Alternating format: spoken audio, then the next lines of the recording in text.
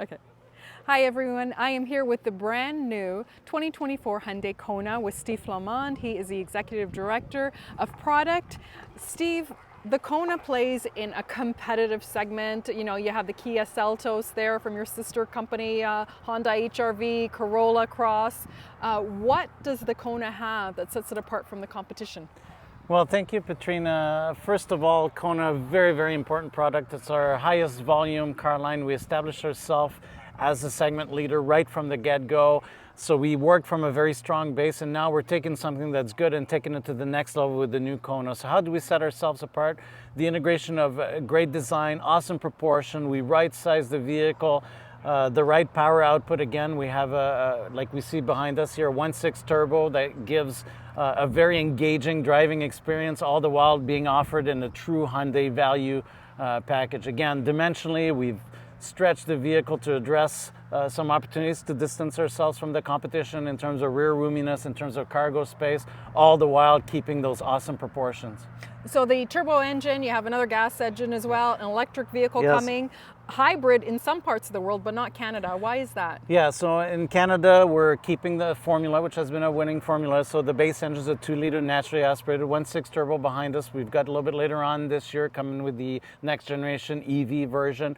We did consider the hybrid in Canada. Again, we're going to keep the same formula, keeping a close eye on market dynamics. And should there be an opportunity and a natural demand that warrants the homologation of the vehicle, we'll consider it at that time. Okay.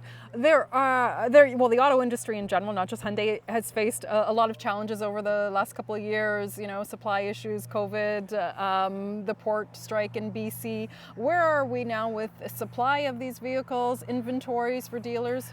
Yeah, so in terms of supply, in terms of the logistics getting the vehicles here, we're in really, really good shape.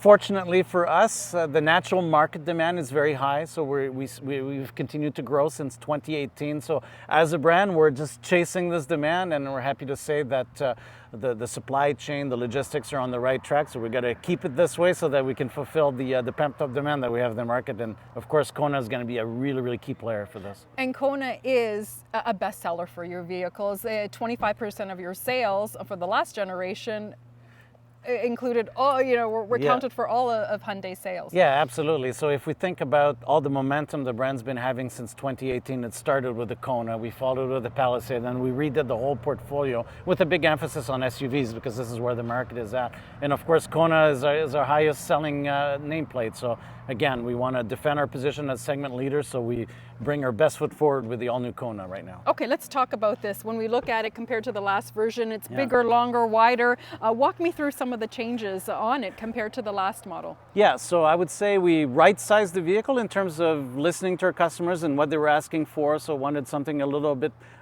better planted on the road, more rear roominess, and I think we'll have a look in a minute, bigger cargo. So we've addressed this, but in a way that we're keeping those proportions that are key to the good looks of the Kona. So in terms of how it's planted, the wheels are pushed at the corner, great proportion, the integration of technology throughout the vehicle, lighting system really pushes the envelope in terms of portraying an image of high tech, all the while keeping a really rugged SUV look. Okay, let's walk around the side of it and some of the changes in the lighting, like you mentioned. Right. It's now one horizontal, like razor thin light that stretches from hood to hood. Yes, and moving to the side, of course, the big 19-inch wheels. We've got the latest design language that's also integrated in terms of sharp line on the side of the vehicle, and really a theme that carries through around all the way from the front to the side to the rear of a vehicle. It's really harmonious in terms of the design language that carries around the vehicle and gives it this really high-end and rugged look at the same time. And this is the N line, so this adds a lot of sportier features on it, you know, massive hood scoop in the back here. Yes, so the N line is the sporty interpretation of the lineup, but it's not just a looks approach to it. So of course the big spoiler, the sporty attribute of the vehicle with the bigger wheels, the sporty seats, the interior also carries that theme, but there's an element of a higher performance associated with it, with a 1.6 turbo, a suspension that's tuned more in line with what a customer would expect in a sportier vehicle, all the while keeping the best formula in terms of what Kona is. It's an engaging driving experience that provides all of the functional attribute that an SUV should give. And the turbo is a carryover, but there's a new transmission with it. Yeah, so we're integrating our 8-speed automatic transmission with the turbo. So in terms of driving experience, extremely smooth driving experience without compromising the performance and acceleration attribute. In fact, you'll find the way this engine is tuned with the transmission that it's even more engaging.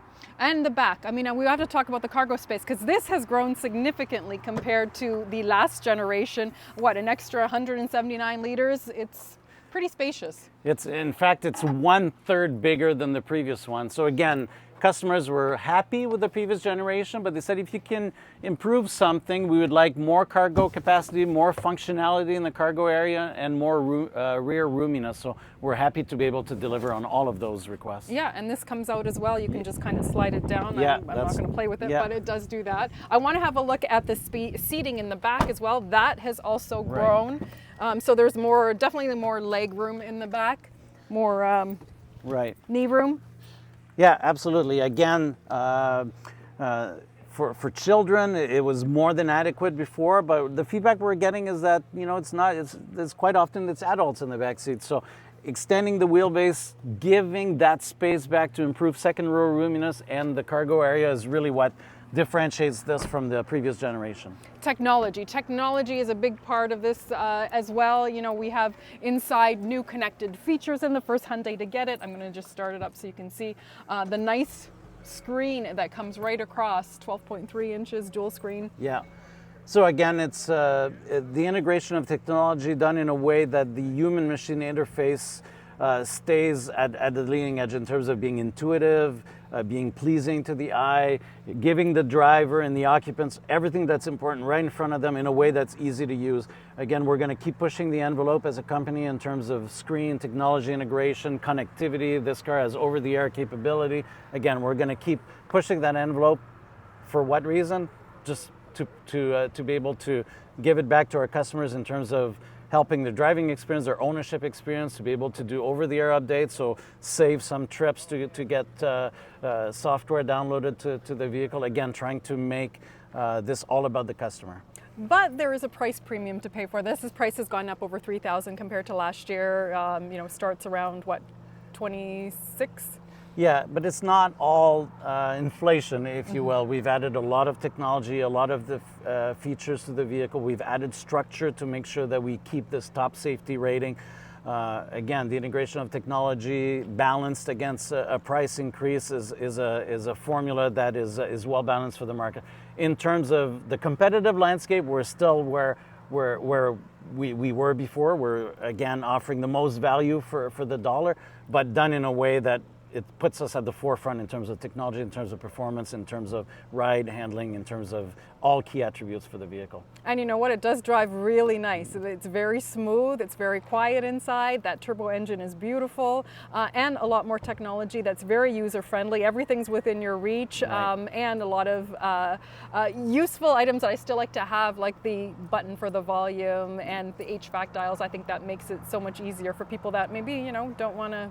Again, everything you've just highlighted is feedback we're getting from customers. So we listen to feedback, we feed it back to the R&D team, the design team, and we try to strike a balance in terms of giving customers what they expect in a formula that they can still afford and delivers on everything that they're looking for. And these are arriving dealerships as we speak. Yes. And yeah, so the 1.6 turbos or the N-Line are arriving as we speak. In a 2 to 3 weeks, the 2-liter natural aspirated will arrive, and then we're starting production in October with the EV. So late this year, early next year, we'll have the next generation EV. Perfect. Thanks so much, Steve. You're welcome. Thanks for watching Moto Ragazza. Please comment, like, and subscribe to my channel. Ciao, ciao.